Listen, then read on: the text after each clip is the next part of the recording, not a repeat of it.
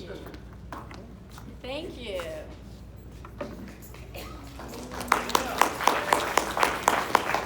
Okay, can everybody hear me? No. Okay, I don't usually like to stand behind a podium, but I will. There we go. Can you hear me now? Yes. All right, thank you. Yes, I am Carolyn Weems. And first and foremost, I want to thank all of you who have supported me in the past.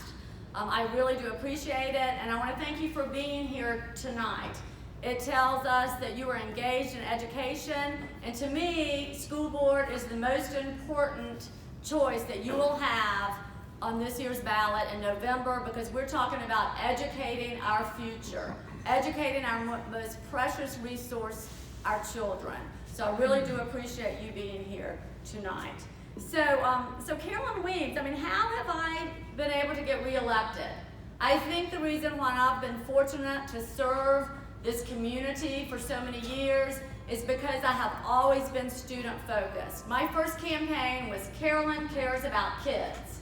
This year, Carolyn, because kids matter. I have not veered off of that point. I am completely student focused. That's why I'm running again.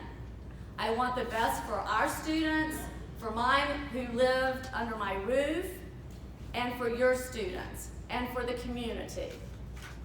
A little bit about myself. I don't want to spend too much time, but I grew up in Signal Mountain, Tennessee. I went to Clemson University on a tennis scholarship, and while at a Fellowship of Christian Athletes meeting, I saw a cute little baseball player across the room, and Billy and I got married and celebrated our 40-year wedding anniversary yesterday. So, yes, thank you. And we're still in love, and we still like each other. So that's awesome. We were blessed to have 5 children, and under our roof, our 5 children were really a microcosm of public education. We had one who was identified gifted. We had one who was able to take advantage of the special education services offered by Virginia Beach Public Schools for 12 years. We had one who excelled in academics, one who hated every single day of school and let me know it as he's going to the bus stop every day. And then we had one who enjoyed the VOTEC program. So I really saw public schools right under my own roof.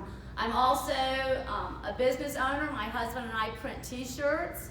And then I've also spent a great deal of time in the classroom. I taught special education in Norfolk 9 years ago. I taught first grade last year, and this year I'm an elementary PE teacher in Chesapeake, and I'm having a blast. So I am, I think, the only current teacher on the school board.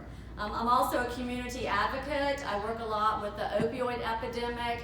Last spring, I did 19 presentations in our middle and high schools. This year, we'll do about 60 or 70. And also, I think my experience on the school board is a good indicator about what you're going to see. There's really no guesses, no guesswork needed. I had to put that in, Erica.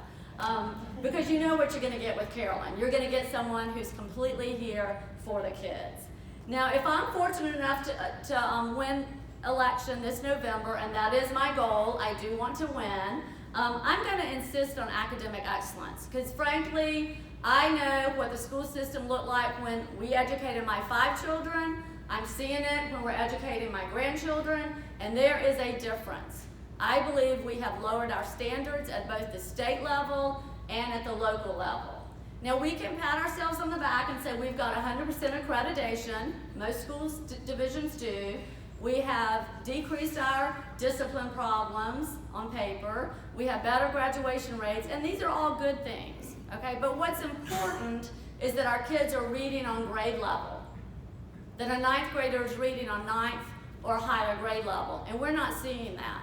What's important is when they walk across the stage and receive a diploma, that they are ready to enter military service, to enter the workforce, or to go to college, and to be successful. We're seeing a lot of our kids not completing even the first year of college because they weren't prepared enough.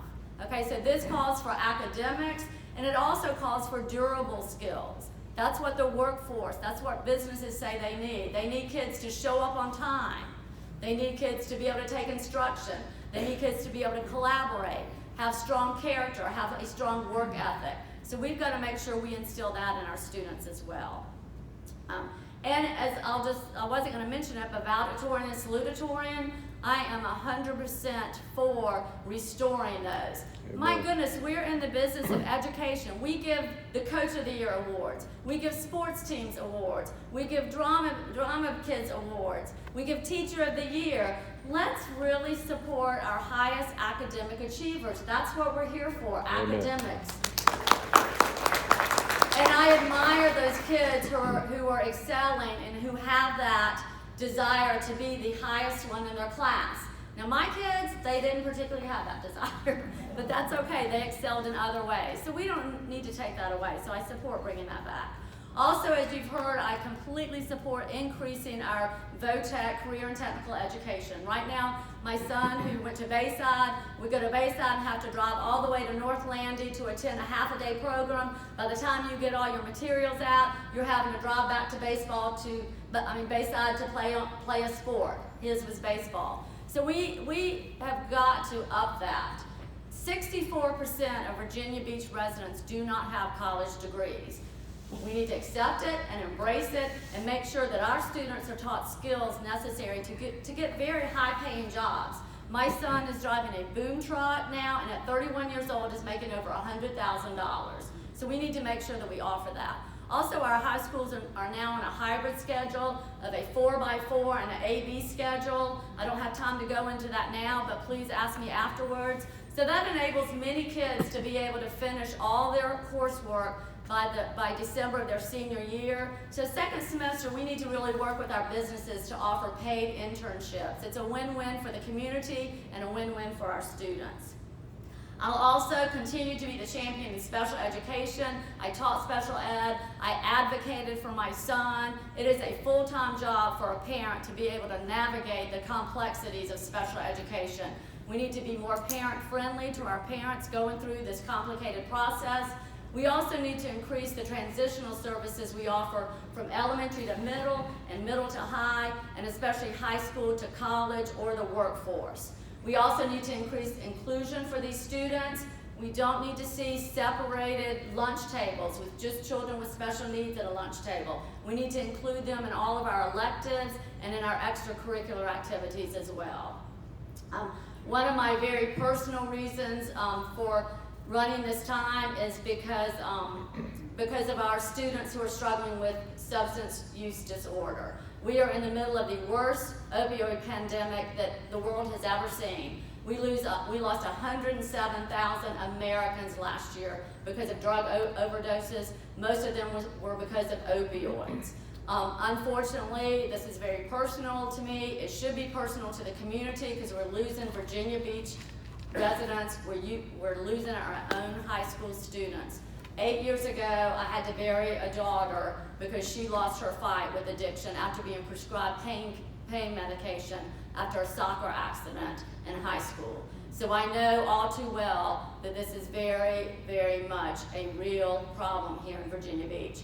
So before COVID, I presented the idea of a recovery high school to the superintendent. He was all thumbs up, and I want to make sure that that goes through fruition. It'll be a time when students can get education and a recovery plan, and they don't have to pick between the two.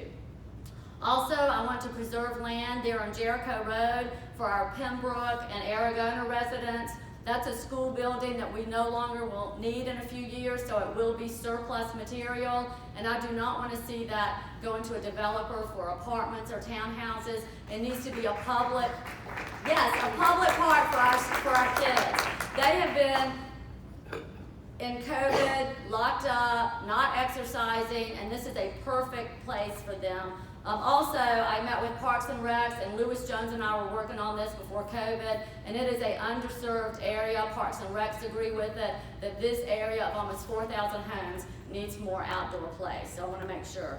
Ongoing issues, of course, parental rights. As a mom of 5 and now as a grandparent of 8, I know how important it is for guardians and parents to be able to come to school board and for us to listen to them in a respectful way, and for us to also always take that input, not to make up our mind before they come and speak. And we need to make sure we increase your ability to speak to us. In the last few years, we've actually decreased it because of the majority of the board.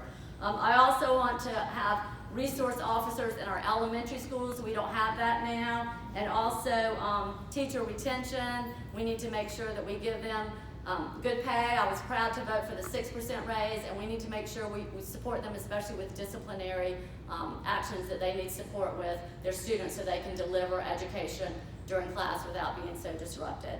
So I've got some other material, but my time is up. And again, I appreciate all of you very much. I'm super excited to run. I'm the most excited this year. My whole platform is student focused. I'm all about the kids, and I would appreciate your vote November 8th. Thank you so much.